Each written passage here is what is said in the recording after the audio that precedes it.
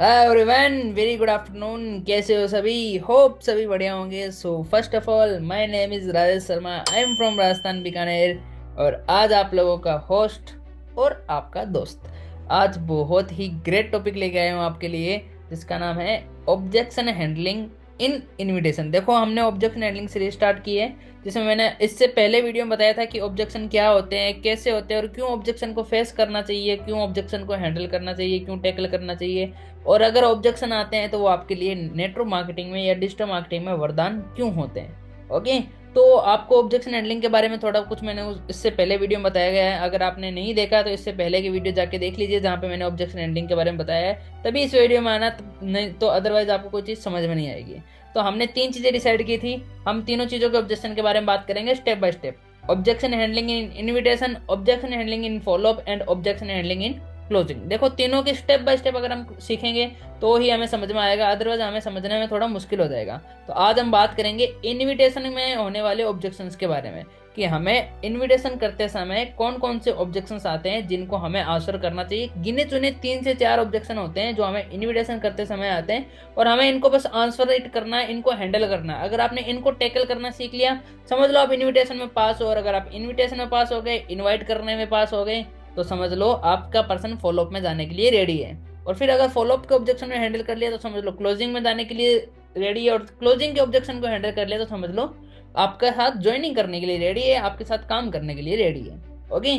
तो स्टार्ट करते हैं। मैं आपको स्क्रीन शेयर करता हूँ। स्क्रीन शेयर करके मैं आपको बताऊंगा कि किस तरह से आपको ऑब्जेक्शन को टैकल करना है, किस तरह से आपको ऑब्जेक्शन को हैंडल करना है। ओके। तो होप आप लोगों को स्क्रीन शेयर हो रही होगी मेरी, ठीक है, सामने, है ना? आप सब लोगों को मेरी वॉइस भी आ रही होगी, वीडियो भी क्लियर होगा, और ऑब्जेक्शन हैंडलिंग के बारे में हम आपको बता देते हैं, ठीक है। तो आज का जो टॉपिक है वो कौन सा है? ऑब्जेक्शन इन इनविटेशंस। इनविटेशंस के अंदर आने वाले कौन कौन से ऑब्जेक्शन होते हैं, और उनको हमें आंसर रीड कैसे करना है, उनको हमें टैकल कैसे करना है, उनका हमें आंसर देना है या उत्तर देना है, या उनको हमें हैंडल करना है, या हैंडल करना है तो कैसे करना है, सारी चीज़ें हम आपको बताएंगे स्टेप बाय स्टेप। तो एक एक करके नोट डाउन करते रहना। ओके। तो पहला जो ऑब्जेक्शन हैंडल ऑब्जेक्शन आता है वो हमारे पास में कौन सा आता है? डिजिटल मार्केटिंग में हमारे पास जो पहला ऑब्जेक्शन आता है वो होता है काम क्या करना है। सर काम बताओ। जब भी आप ऑब्जेक्शन करने बैठते हो तो ज्यादातर लोग आपको बोलते हैं कि सर टाइम, आप बाकी सारी चीजें छोड़ो, मेरे को काम बताओ, काम क्या कर। तो हम लोग क्या कर देते हैं, काम हम आपको बाद में बताएंगे, अभी नहीं बताएंगे, इतना पॉसिबल नहीं होगा। देखो, आपको काम बताना नहीं है। अगर आप इनविटेशन के अंदर काम बता दोगे तो आपका पर्सन के अंदर वो एक्साइटमेंट नहीं रहेगी वेबिनार के अंदर जाने की। और बहुत सारे नए लोग होते हैं, जो न्यू पर्सन होते हैं, वो यही गलती करते हैं, इनविटेशन के अंदर काम बता देते हैं सारा कुछ। उनको लगता है अगर काम बता देने से अगर रिजल्ट आता है तो बहुत अच्छा रिजल्ट आएगा। नहीं, ऐसा कभी नहीं होता। अगर आप सारा काम, सारा प्रोसेस बता दे दोगे, ये काम है, ये कंपनी है, ऐसे प्रोसीजर होता है, अगर आप सारी चीज़ें बता दोगे तो आपका पर्सन पहले ही आपसे हाथ जोड़ देगा, क्योंकि उसको वो सारी चीज़ें क्लियरिटी नहीं मिली है। वो सारी चीज़ें भी उसको बतानी है, but step by step, time आने पर, समय आने पे। ओके। तो काम क्या करना है, कैसे करना है, इसको आपको अच्छे से हैंडल करना है। मैं आपको बताता हूँ कैसे हैंडल करना है, ठीक है। पहली चीज, इनविटेशन के अंदर never use feel felt found. ठीक है, आपको इनविटेशन के अंदर कभी भी फील फेल्ट एंड फाउंड का जो रूल है उसका यूज नहीं करना है। अगर आपने इस रूल का यूज किया, फील फेल्ट फाउंड का यूज, तो आपका इनविटेशन कभी सक्सेसफुल नहीं होगा, क्योंकि ये फील फेल्ट फाउंड इनविटेशन में यूज हो ही नहीं सकता।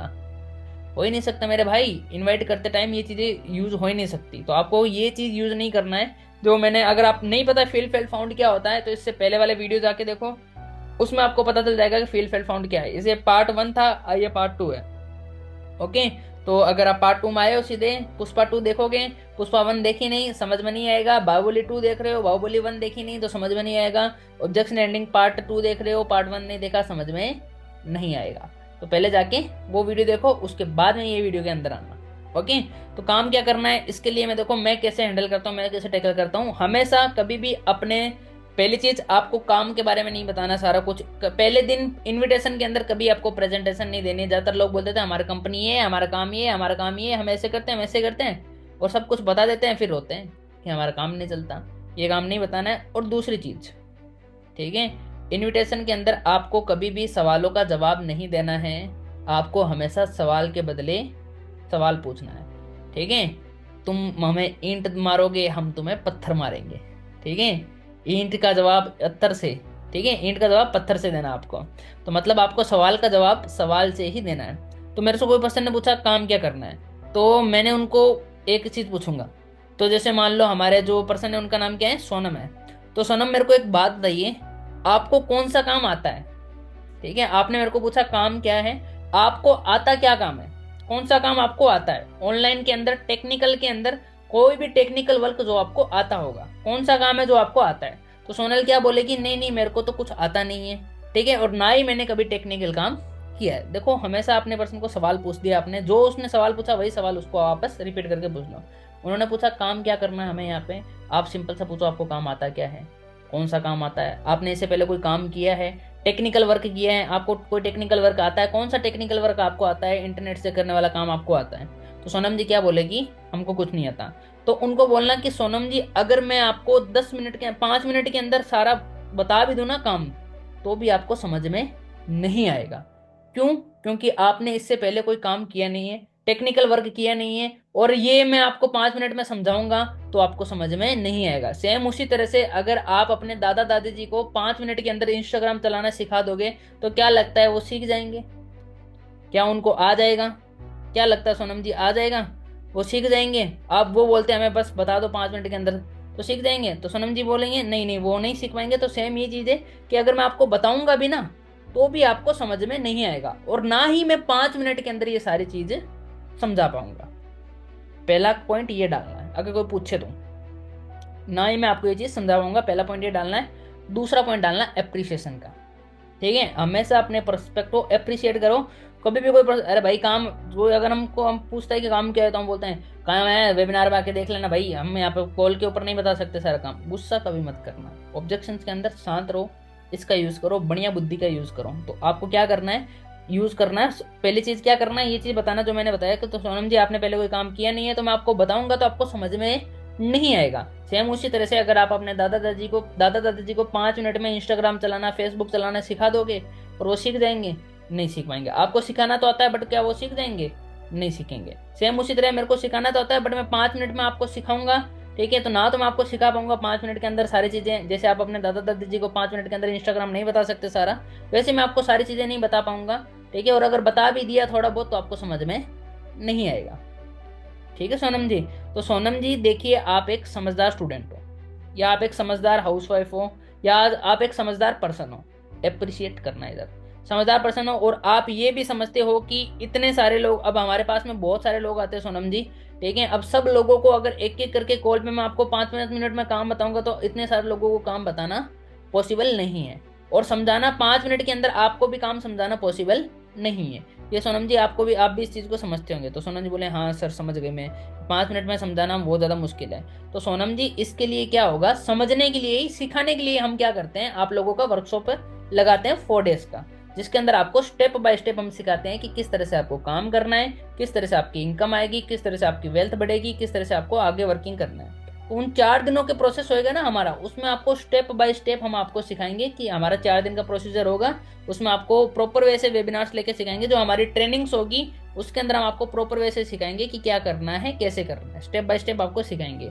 ऐसे हम समझ नहीं पाएंगे। ओके, तो ये सोनम जी हमारा जो 4 डेज का वर्कशॉप होगा, उसमें हम आपको सारी चीजें सिखा पाएंगे, जो ट्रेनिंग्स होगी उसके अंदर ही हम आपको सारी चीजें सिखा पाएंगे। अदरवाइज आपको ऐसे सिखाएंगे तो आपको समझ में नहीं आएगा, और ना ही मैं आपको समझा पाऊंगा, आपका भी टाइम वेस्ट होगा और मेरा भी टाइम वेस्ट होगा। तो सोनम जी बोली ओके, ये आपका पहला, इस तरह से आप पहले पॉइंट से आप ऑब्जेक्शन हैंडल कर सकते हो। अब उनको एग्जाम्पल दे सकते हो, एक तो दादा दादी जी वाला, ठीक है, ऊपर वाले में, और ये एग्जाम्पल स्कूल का भी दे सकते हो। जैसे कि सोनम जी आप स्कूल पढ़ते हो, अब फर्स्ट क्लास वाले स्टूडेंट को आप 10th क्लास तक का सिलेबस एक दिन में कैसे क्लियर कर दोगे? कर दोगे क्लियर? नहीं करोगे ना। वो पहले साल पहली पढ़ेगा, दूसरी पढ़ेगा, फिर तीसरी, फोर्थ, फिफ्थ, 6, 7, 8, 9, 10, 10 साल लगेंगे उसको 10वीं तक पहुंचते पहुंचते, और वो 10वीं का जो सिलेबस है वो उसको कवर करने में कम से कम 10 साल लगेंगे। कितने लगेंगे? 10 साल लग जाएंगे सोनम जी। ठीक है, क्यों? क्योंकि वो स्टेप बाय स्टेप उसको सारी चीज़ें सीखनी पड़ेगी। सेम ये है कि 3-4, अगर हमें 30-40 हज़ार रुपये कमाने हैं, तो कम से कम 3-4 दिन तो हमें लगेंगे सोनम जी। 30-40 हज़ार कमाना, लोग 30-40 हज़ार कमाने के लिए 15-15 साल, 20-20 साल पढ़ाइयाँ करते हैं। आपने भी तो पढ़ाइयाँ की है सोनम जी, ठीक है, first year, second year, third year, fourth year, आपने भी तो पढ़ाइयाँ की है, इतनी पढ़ाइयाँ की है 15-20 हज़ार कमाने के लिए, फिर भी अभी तक नहीं सीख पाए। तो मैं आपको 30-40 हज़ार कमाना सिखाऊंगा, तो 2-4 दिन का तो टाइम लूंगा ना। आपने जहाँ 15-20 साल लगा दिए सीखने के लिए, वहां पे 2-4 दिन और लगा दो, ठीक है, सीखने के लिए। तो लगा सकते हो, निकाल सकते हो, तो मैं आपको सिखा दूंगा। इस तरह से आपको हैंडल करना है। तो सोनम जी 3-4 दिन जो ट्रेनिंग होगी उसमें अंदर हम आपको सिखाएंगे। ठीक है, सीखने के लिए हमें 3-4 दिन निकालने पड़ेंगे। ठीक है, क्योंकि 30,000 कमाना है। 30,000 कमाने के लिए कम से कम 3-4 दिन तो लगेंगे मेरे को आपको सिखाने के लिए कि 30-40,000 कैसे कमाओगे। Okay, clear? क्लियर? अगर ये चीज समझ में आई, बढ़िया लगी, तो सब्सक्राइब का बटन दबा देना। अगर दबा रखा है तो बेल आइकन का दबा देना, बेल आइकन का भी दबा रखा है तो लाइक का दबा देना, और कमेंट जरूर मारना कि हाँ समझ में आ गया। ओके, अब दूसरी चीज, अगर फिर भी सोनम जी रिक्वेस्ट करें कि सर थोड़ा सा बता दो मेरे को, मैं जितना हो सकता है उतना समझ लाऊंगी, क्या काम होगा कैसे काम होगा, थोड़ा सा बता दो। ठीक है, तो सोनम जी को बोल देना 2 चीजें बता सकते हो। ज्यादा रिक्वेस्ट करे तो सोनम जी को बोल देना जो वर्किंग होगी वो हमारी फ्रीलांसिंग की होगी। और फ्रीलांसिंग में हमारे पास में 3 से 4 काम होते हैं सोशल मीडिया के रिलेटेड। वीडियो एडिटिंग होता है ना, डायरेक्ट सेलिंग होता है, मैनेजमेंट होता है, पीपल मैनेजमेंट होता है, सोशल मीडिया मार्केटिंग नीचे मैंने लिख रखा है। तो 3-4 काम होते हैं। ठीक है, अब उनमें से आपको कौन सा काम देना है, आपको कौन सा काम समझ में आएगा, वो आपको वेबिनार में आके चूज करना पड़ेगा। ठीक है, तो फ्रीलांसिंग का काम होता है, अब समझ में नहीं आता फ्रीलांसिंग क्या होती है, कैसी होती है, ठीक है, उनको सीधा बोल देना जो काम होगा फ्रीलांसिंग को होगा। फ्रीलांसिंग हमारे अंदर हमारे पास में 3 से 4 काम है। तो अब आपको नहीं पता फ्रीलांसिंग क्या होती है, तो आपको वेबिनार में आके देखना पड़ेगा फ्रीलांसिंग क्या होती है। या आप ये बोल सकते हो जो हमारा वर्क होगा वो सोशल मीडिया मार्केटिंग का होगा, मतलब हमें सोशल मीडिया को मैनेज करना है, सोशल मीडिया पे मार्केटिंग का वर्किंग होगा हमारा। ओके, समझ गए? समझ गए तो राइट लाइक का बटन दबा देना और नीचे कमेंट में एक कमेंट मार देना, अच्छा सा, स्वीट सा, सुंदर सा। नेक्स्ट पॉइंट, नेक्स्ट पॉइंट क्या है हमारा? नेक्स्ट पॉइंट क्या है? कोई इन्वेस्टमेंट तो नहीं है। क्या है? कोई इन्वेस्टमेंट तो नहीं है। ठीक है, तो इन्वेस्टमेंट हमारी यहाँ पे क्या होती है? इन्वेस्टमेंट, अगर आपको कोई पर्सन पूछे कि सर, मैडम सर कोई इन्वेस्टमेंट तो नहीं है, हमें यहाँ पे कोई इन्वेस्टमेंट तो नहीं करनी, हाँ जी, कोई इन्वेस्टमेंट तो नहीं करनी, तो आप क्या बोलोगे उस सिचुएशन में? उसको क्या जवाब दोगे? क्या जवाब दोगे? हमेशा ऑब्जेक्शन को मैंने क्या बोला? ऑब्जेक्शन से ही पूछना, सवाल से ही पूछना।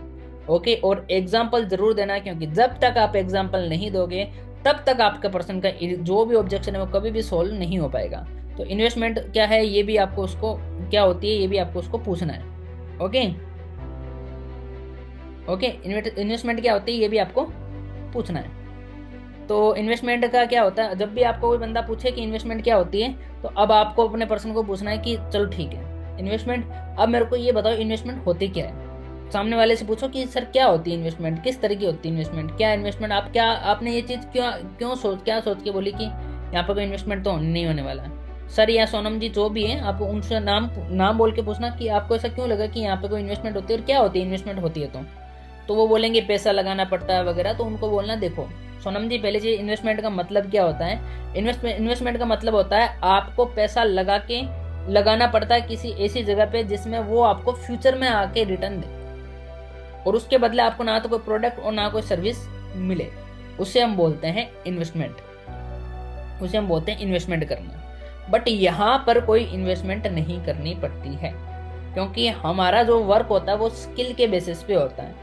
जितना आप सीखोगे, जितना आप काम करोगे, और उतना आप पैसा कमाओगे। मतलब आप काम के ऊपर आपको आपका पैसा मिलता है, इन्वेस्टमेंट के ऊपर पैसा नहीं मिलता है। इन्वेस्टमेंट का मतलब होता है आपने इन्वेस्ट करके छोड़ दिया, आपको ना तो कोई काम करना है ना कोई धंधा करना है, आपने इन्वेस्टमेंट करके छोड़ दिया, वो आपको धीरे धीरे आपको रिटर्न देता रहेगा, 1 महीने 2 महीने, साल भर, 2 साल, 5 साल, 10 साल, 15 साल बाद में, लॉन्ग टर्म में जाके वो आपको रिटर्न देगा। उसको बोलते हैं इन्वेस्टमेंट। बट यहाँ पे क्या करते हो आप? पहले आपके स्किल्स को देख के, आपके काम के तरीकों को देख के आपको पैसा मिलता है। आप जो काम करते हो उसके बदले आपको पैसा दिया जाता है। तो इन्वेस्टमेंट के ऊपर हमारे यहाँ पे कोई इनकम नहीं होती है, ना इन्वेस्टमेंट के ऊपर हमारा काम होता है। हमारा जो वर्क होगा वो स्किल्स के ऊपर होता है, और स्किल्स सीख के हम काम करते हैं, और काम जितना काम करते हैं उतना हमें पैसा मिलता है।